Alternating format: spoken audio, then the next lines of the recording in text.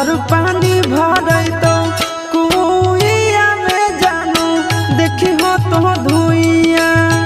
लहर पानी